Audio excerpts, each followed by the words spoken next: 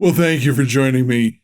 Your presence honors me, and I hope that you enjoy this Bible study. Tonight, we're beginning our study of the book of Hebrews. Unfortunately, the lessons have tended to be topical even when they were about a book of the Bible. And so I should let you know at the outset that I'm going to be taking a more exegetical approach and not worry so much about the topics that are covered. But I want you to understand the book of Hebrews as well as I can present it by the time we're done with these lessons. So that's where we're going.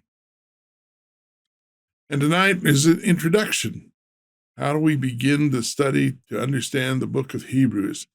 And I have this standard way that I approach these things, and I call it You've Got Mail, because God has written his love letters to us, we say, and you've got mail. And what do you do when you get mail? You should do the same thing when you start the study of a book of the Bible. When you get mail, you look at you get an envelope and you say, I wonder who this is from, who wrote it. So you look at that part. Then you look at the address to make sure, are they still living where they did? Or if it's a radically different address, is this really the right person? Who is it written to? Some of my mail is written to me. Is written to my wife. And some of it, in fact, a great deal of it is written to someone we've never seen called occupant. But you understand that. Who was it written to or for? And then the postmark tells us when it was written, because when it was written makes a difference. If it was written 100 years ago, we'd have to say, oh, this is from my grandfather or something. Somehow you'd have to look and say, wait a minute, did he have this name too? Or what were the circumstances? If it was written in the middle of World War II, that would matter. And so when it was written matters. We want to look at these things one by one. And as we do so, it'll help us to understand what's in the letter. Now, sometimes we get a letter and it isn't clear. It's been smudged, or there's some problem. We can't read the return address. And so the only way to find out is to go and read the letter. What was written and why was it written? And of course, what was written makes a difference in terms of why it was written. For example, if it's a wedding announcement, that's one thing. If it's a birthday card, something else. If it's just sharing what's going on in their lives, that's a different thing. If it's a sympathy card or maybe an announcement of death, all of these things matter. And if we know why it was written, it can give us some idea about what the content is supposed to be. So the content changes, according to the situation. Again, if we were World War II and it was a soldier writing back to his girlfriend or his wife in his home, that would, why did he write it? Is he going into battle? What does he say about it? All these things can affect and influence our understanding of the letter, help us to understand it better. And the question we're going to ask tonight first, because it's a big question in the book of Hebrews, is who wrote it? There's a lot of controversy over this. Some people say, well, it couldn't possibly have been written by Paul because it's different style. Well, of course, I don't know about anybody else, but as a writer myself, I know that I write differently to different situations. And of course, many of the epistles of Paul were simply dictated. They were off the top of his head. And anyone who writes or communicates knows that when you're going to get up and speak to a crowd, or you want to make a presentation or an argument, you want to appeal to an official, you write it much more carefully than you would if you were just talking to them.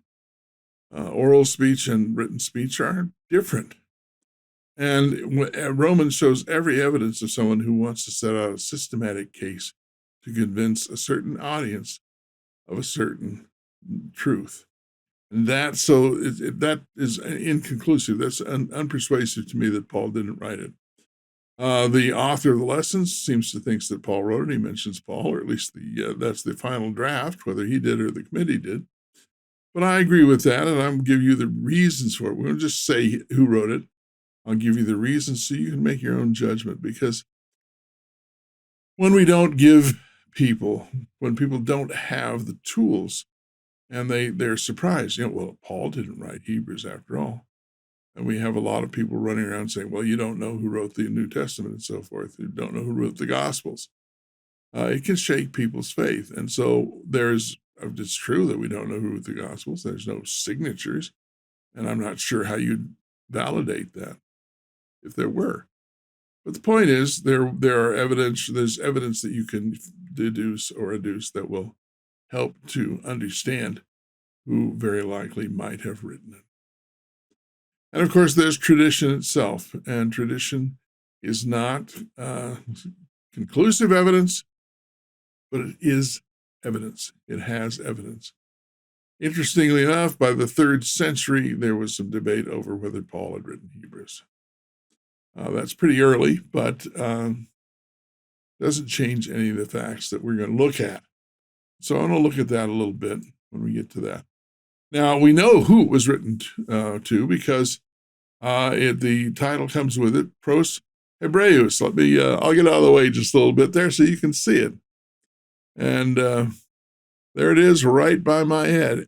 Pros Hebreus, okay, to the Hebrews. So it's written to a Jewish congregation. No question about that, to a Jewish group. It was written before the destruction of the temple in AD 70. And you may say, well, how do you know that? I mean, they use different dating systems. How can you possibly tell? Well, this is a good opportunity to show how we can find evidence for something. We go inside and we look at what he wrote, and what he wrote will tell us. So what are the requirements? So the first one is that he lived before the destruction of the temple. And how do we know that? Because in Hebrews it says, for there are already priests who offer the gifts prescribed by law. They serve at a sanctuary that is a copy and a shadow of what is in heaven. Now, this general idea that this is the shadow or a copy of what is in heaven goes back to the Old Testament, where Moses was shown a pattern. That's not the problem. That's what it means. But look at this. These priests who serve at a sanctuary. After AD 70 and AD 71, this was no longer true. Whoever wrote this, whether it was Paul or someone else, would have said there was a temple, and the priests served at that sanctuary, which was a copy, but it's written in the present tense.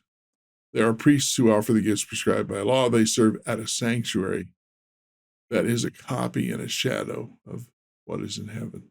So they were the copy or shadow. The temple in Jerusalem still existed. That's how we know. It was written before, so it had to be written then. Whoever wrote it had to have a comprehensive understanding of Jewish religion and history. We get that from reading in the book, and we see that he knows a great deal about the service. In fact, some details that we wouldn't even think of. And so he has a detailed understanding of Jewish religion and history, which he's going to cite throughout this whole situation. He's familiar with Greco-Roman culture. He knows what's going on around him. There are plenty of evidences for that as well. And finally, I think it is here, he reconciles Judaism with Christianity. Now, there is one person who meets all of these requirements, and that is Paul. It does not prove that he wrote it. Proof is not something that's usually available in these situations, but the evidence is strongly in favor of it.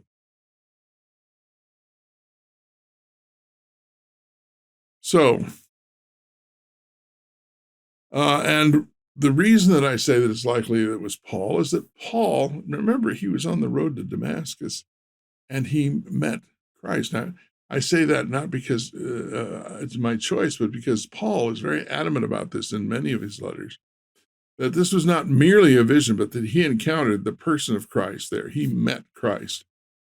And since he had been persecuting the followers of Christ, it was a startling situation for him, an emotionally and intellectually overwhelming situation to find out with certainty that many of the things, or maybe all the things you have believed, have been mistaken, is a real shock to the system.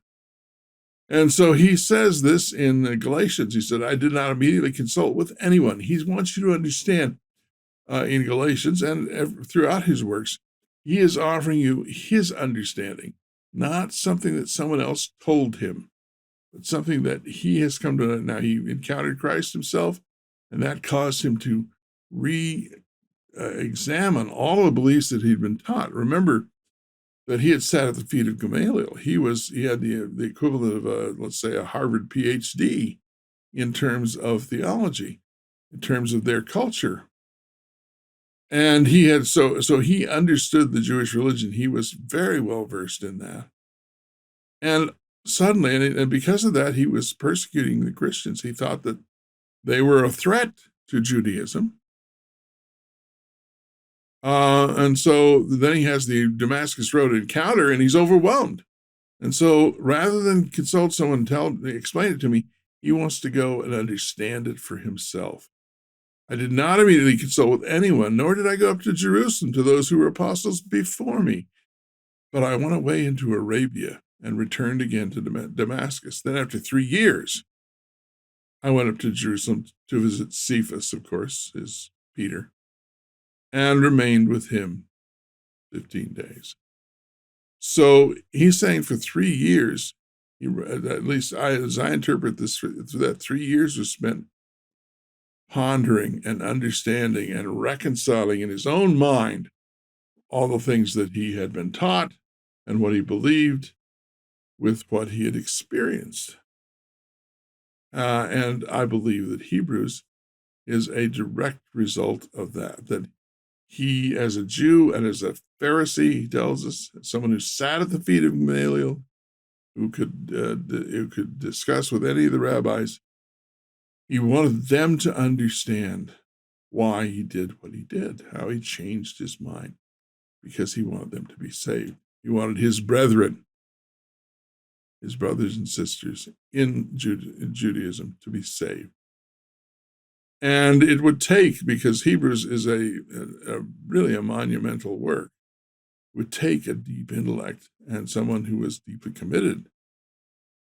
Paul fits all of those criteria. So it seems likely to me that Paul did in fact write it, and there was that tradition early on. So, we all have our doubts, and there's nothing to prove this, but I think it's very likely that Paul is in fact the author of this text, and that matters because of the way he goes about it. So what did he write? The very first verses in the book of Hebrews set us off with this. In the past, God spoke to our ancestors through the prophets at many times and in various ways, but in these last days he has spoken to us by his Son, whom he appointed heir of all things, and through whom also he made the universe. Now, he's already told us that he didn't go and talk to any of the disciples. But there is an echo here of John, without him through him was everything made, and without him was nothing made that was made. Having said that, this is written before the fall of the temple, fall of Jerusalem, and the destruction of the temple. And the Gospel of John is not written until almost the 2nd century, 95, 98, somewhere in there, AD. So it's much later. But what this does is shed a light on the understanding of the apostles as a group. They expressed it differently. But he's making this same point that John makes in his prologue to the Gospel. But let's look at this. I'm going to break this down and put it into a diagram so it's really obvious to see what has taken place here. Now, this is, again, the first couple of verses, first 3 or 4 verses of Hebrews. And this is one of the reasons that it's different than other epistles, because most epistles begin with I, Paul, an apostle, to so-and-so. That is the way that letters began in the first century. We might say, dear so-and-so, and then put our signature clear at the end. But they would say, here, I'm writing to you. And I'm writing to, and I'd give the name of the person they're writing to. That's not here at all. He just starts out with this history of revelation, if you will. In the past, he says, God spoke to our ancestors through the prophets at many times and in various ways. As I said, he is affirming the Jewish faith. What we received was not false. We received, God spoke to us. He spoke to our ancestors through the prophets. The prophets were God's messengers. So you don't have to throw that away. But the problem is we didn't understand where it all fit together. And he goes on to say this. In these last days, Paul is basically talking about recently in his living memory. He was alive at the time, as were the other apostles. And Paul died in the roughly in the middle of the first century. And so these would be in living memory. And that's what he's really done recently. So until in the past, in the distant past, God spoke to our ancestors and all the rest of this. But in these recent days, in these last days, the days which we're living in right now, he has spoken to us by his Son, whom he appointed heir of all things, and through whom also he made the universe. Now, I know that's the same thing that we read, but look at the difference, the contrast in these two halves of the verse. First of all, he spoke to our ancestors, but now he's spoken to us. We have seen it in these days. We have seen the Son of God. In the past, he spoke through the prophets who they were human and they had certain glimpses, but they did not understand God fully. In these last days, he's spoken by his Son. This was a living personification, embodiment of God and his saving actions for human beings, for his people. And so he's saying, we saw in the past, our ancestors heard the prophets, but we got to see God's own Son. And then he says in the past, it was at many times and in various ways. It was here a little and there. It was bits and pieces. It was like having the puzzle pieces, but not the picture, not the large picture. And of course, Christ is the picture. And so you have this fragmentary and bits and pieces thing many times in various ways. But the Son is not only the full, as he will say later, the full example of Christ, of God himself. He is the heir of all things, and he made the universe. So you have this incompleteness of the past being contrasted with the Son and the completeness. He's heir of everything. He made the universe. And he is the one, he is the message that we received. So the point is, in the past, we had our ancestors, they were listening to God. God was speaking to us. It's not that they were wrong in the sense of the messages. They weren't deluded when they thought the prophets spoke for God. But the problem is that the prophets spoke in many different times and in very different ways, and it's hard to put it all together. But God took care of that for us by speaking to us through his Son. And that's the whole thing. We're going to see more and more of this throughout Hebrews, that we've had this fragmentary and bits and pieces and all these things which were a reflection of that what was in heaven. But then comes Christ, and Christ is the embodiment of it all. He is everything. And that really is the crucial message. And here he says, in case you didn't understand that the Son is the essence of God, this is a Greek notion, by the way. The Son is the radiance of God's glory. Now, the radiance of God's glory was something that was seen in the tabernacle over the Ark of the Covenant. It was called the Shekinah.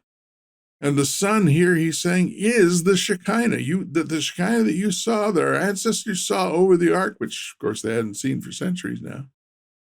But the Shekinah, that is Christ. And by the way, I've mentioned this before, but it's really wonderful for me. the rabbis had a saying long before Christ came. They said, wherever 2 or 3 followers are together, there is the Shekinah among them. And so when Jesus says, whenever 2 or 3 are gathered together, there am I among them, he is making the claim that he is the Shekinah. And here it is where Paul is as essentially saying the same thing. The Son is the Shekinah, the radiance of God's glory, and the exact representation of his being. Now, Jesus had arms and legs and fingers and so forth.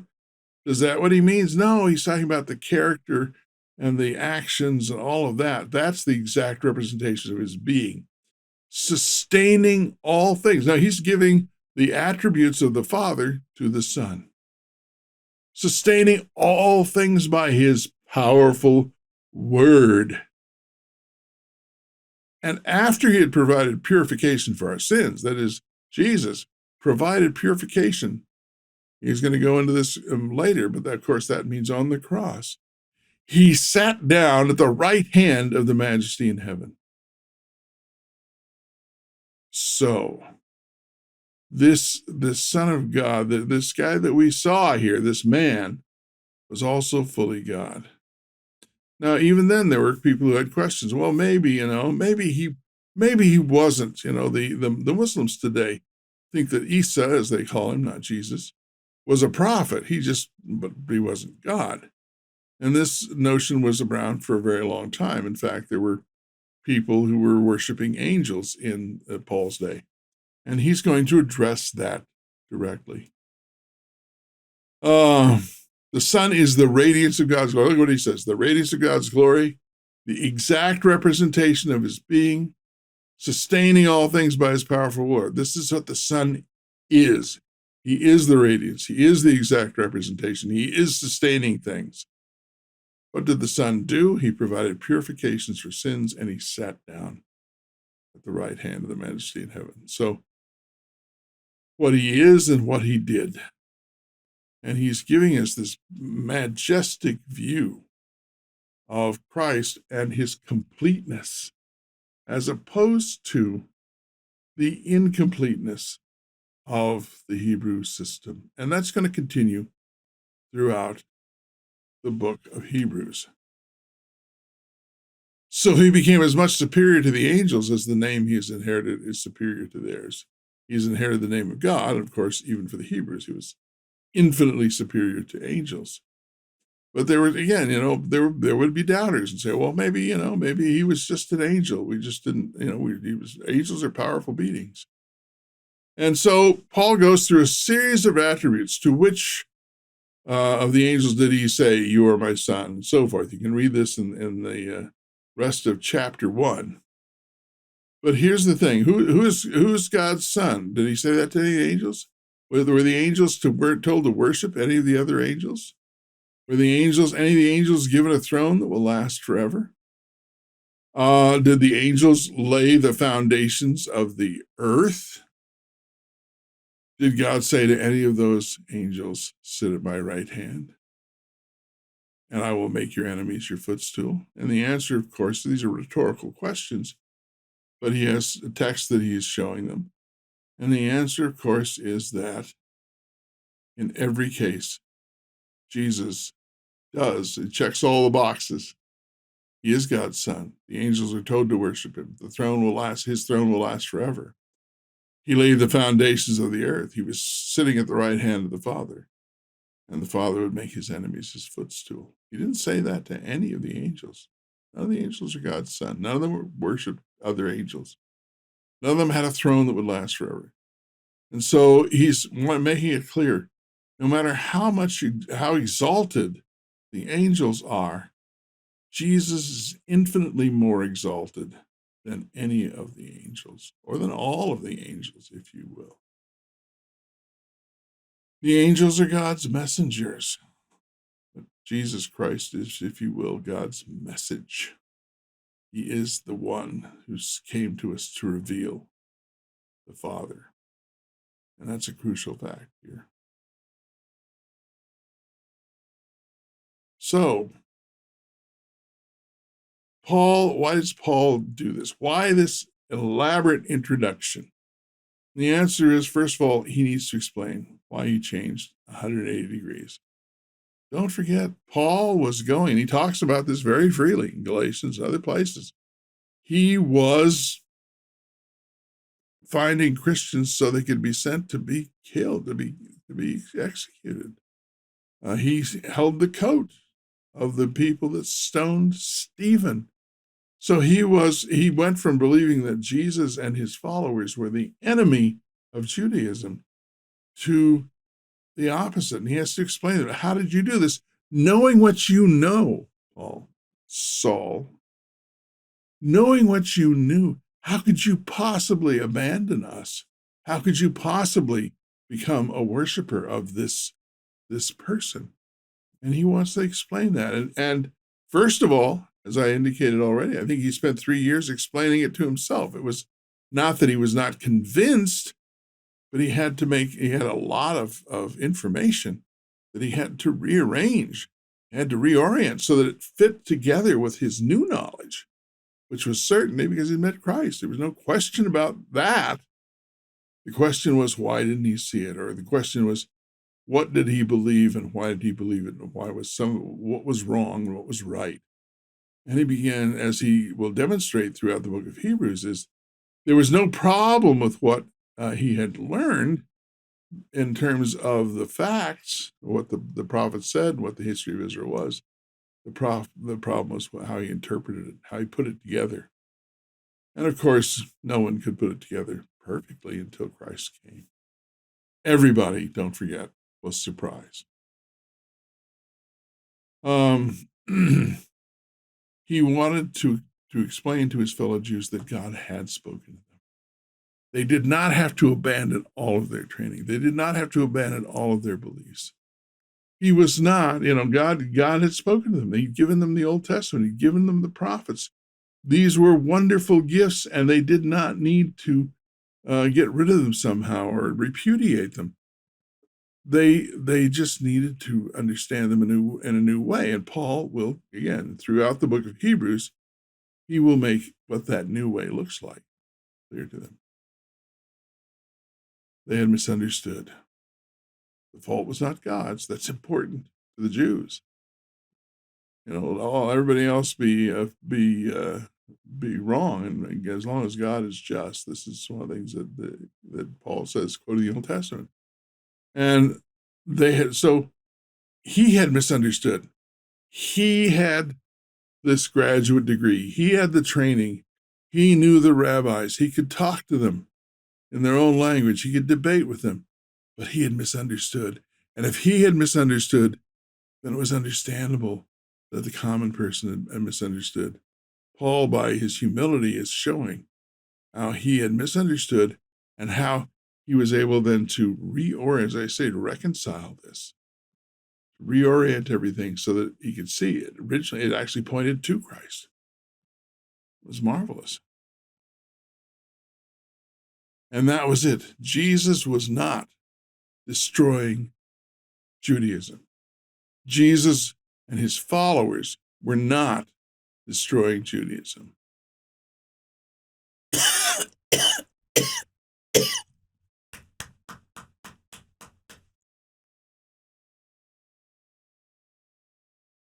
Instead, and we talked about this in the Gospel of Matthew, for example, Jesus was himself the full embodiment, the fulfillment of all of those things.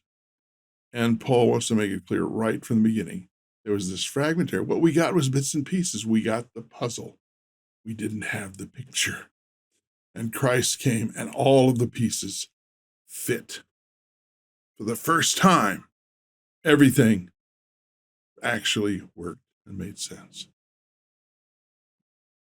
And that's what he was trying to say, that Jesus was personally the fulfillment of all they had been given, rather than tearing it down, or rather than throwing it on the trash heap, or rather than having to abandon it as false. He made it work. He was the ultimate fulfillment, and he was the testimony that they had been, in fact, contacted. They had been listened, that God had been speaking to them personally, speaking to them as a people. And that's what Paul wants to start at, because he wants his fellow religionists, his brothers and sisters, to be saved. And this is a good thing. It's a good thing to understand how the entire Old Testament system, how do you get from there to the man Jesus Christ?